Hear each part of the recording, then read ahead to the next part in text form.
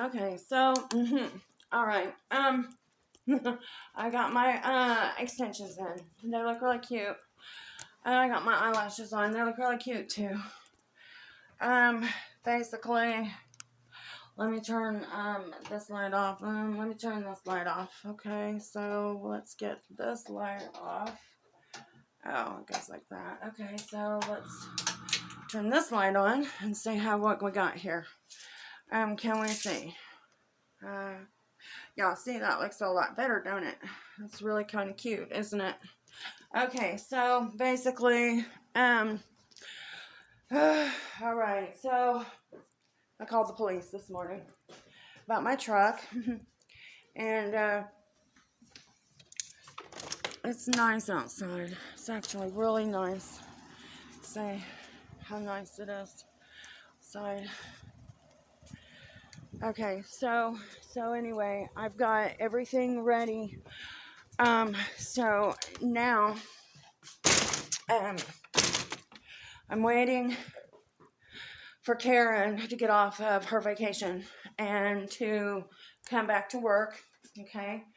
And the issue with that is Karen is important. She's not like some person you can just sneeze at her statement. She works at the post office. Everybody trusts her with government mail. She would go to, if she lied or stole, she would face federal time. So my issue is Karen's the one making a statement against my son, and he acts like it's no big deal. Well, that's a technicality, you know why? When he told me he sold the truck in front of Karen, I've seen it since then, okay? I gave the key to Ambrian, his girlfriend. Ambrian did it. He was with me the whole time, okay? That's the issue. That's the technicality. He knows. He can't really go to jail for it. And Ambrian didn't say anything in front of Karen, so I don't know if they're going to be able to get off on a technicality or what. Well, Karen can't make her statement till after the 1st of the year. So this morning I got up, and the police were driving by. I seen them 3 times before I went. 3 times before 8 o'clock this morning, drive by me. So I went to my recovery program this morning. Everybody complimented my extensions, my pink extensions. I plan on doing the rest of it blonde, like platinum. Well, I'm thinking about it. Oh, Jesus, I'm trying to fix this so I could set it down on a tripod. Okay, so that's great. All right, so let me back up here. Testing, 1, 2. My microphone. Okay, so basically,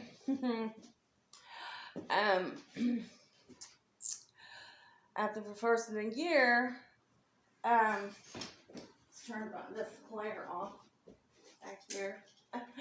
Okay, so after the 1st of the year, Karen will make her statement, and she'll say, well, yes, he admitted selling her truck, and she was surprised, and that was at the post office. He said he didn't have nothing to do with it. I dropped it off at Walmart, blah, blah, blah, blah, blah, blah, da, da, da, da, da, bunch of bullshit. Okay. I gave Ambrian the key because his girlfriend told me her grandfather might need the key in case the police tell him they have to move the truck off of their property. All right, it's the last time I see my truck and she has my key. Okay, so what now? So I seen the police, and it wasn't Chief Dixie, at Dollar General when I went to go get my toilet paper and stuff for the rest of the month, my tobacco and stuff. And I paid my water bill, and I got my rent receipt. So I called Urba to make sure, my light bill and my rent is going to be paid. So Yeah, but in March, those programs in, and I'm shit out of luck, and I'm up shit creek without a paddle. So March is going to be really bad. So now all the drama has calmed down pretty much except for my truck. Now, what is the social worker that I contacted about my son to try to get our family reunited? What is she going to say? She's been trying to get me to use a counselor that is corrupt. They ignore everything my son did, the theft of my vehicle, the fact that, I have rights and I'm a human being, okay, and that I have a lawsuit money coming, and they can't tell me what to do with my money, and then I have been over here to help them. They have only listened to one side of the story, which is a smokescreen that's getting ready to clear out. People are starting to see the truth. Smokescreen was, she's a child molester, and she's not supposed to see her son ever again in life. Okay, first of all, that's not true. But they got away with that. My husband shot himself. The foster parents already knew better. Child psychologists already told me that was a man that did that, not you. We already know it wasn't you.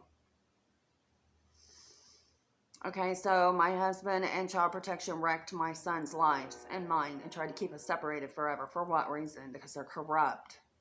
They're trying to sacrifice me for the power on the wrong side, which is a gay power. My son's not gay, so that's not fair to sacrifice me for a power that my son's not even gay, okay?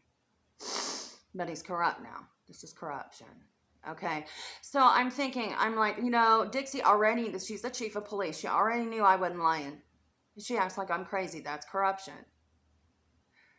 Okay, Bernie Baxter, and the owner of Pizza Man, when they fired me after 4 days, they knew I was telling the truth, and they fired me anyway. That's corruption.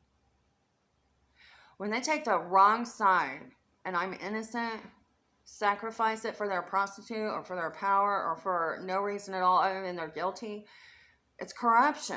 Hello, it's corruption. So I saw the police officer. I said, "Is Dixie in the office?" He said, "No, but she'll be in later today." Okay, great. I'm glad I know that. He said, "Yeah, you can get a hold of her." I said, "No, it's all right. I left a voicemail. We can't do anything about it until after the 1st anyway. I don't know what's going to be done." I'm dealing with a lot of corruption. The counselor is corrupt. The social worker is corrupt. The whole city is corrupt.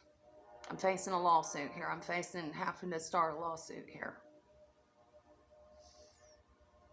I mean, my son and his girlfriend left me for dead. They lied to the police, and she knew they lied. They're not allowed to put me in the hospital and ignore the fact that they stole my truck. They're not allowed to get a restraining order against me and say I'm harassing him because I want my truck. I've been here since March. He had my truck. He's gone, and tried to cut off all contact in May. Why? He even texted me and said, "Mom, well, now I have all the evidence of corruption. Are you talking to me?" "Yeah, I do. I know." We're on the same page. I sent a copy of the text to the social worker. What is she going to do? Call the police and have them stalk me today? She's mad because I'm going to the recovery program I'm going to because it puts me on Suboxone. I'm a junkie. I'm doing the best thing I could for my life and for my children. And I wasn't a junkie until after they did this to me. After, in fact. I was clean. I wasn't even on drugs. I wasn't drinking, nothing when this happened. They stole a $120,000 house, 5 cars, my children, and tried to rob me and kill me. Yeah. My only people, they counted me out of every circle in the world. I couldn't work nowhere, couldn't do nothing. The only people I hung out with was homeless people and junkies. Yeah. That's why it happened. It's corruption. And it's still happening over here. I'm not letting it happen again. I'm not about to be on death row or skid row. Not ever again. So we'll see what happens.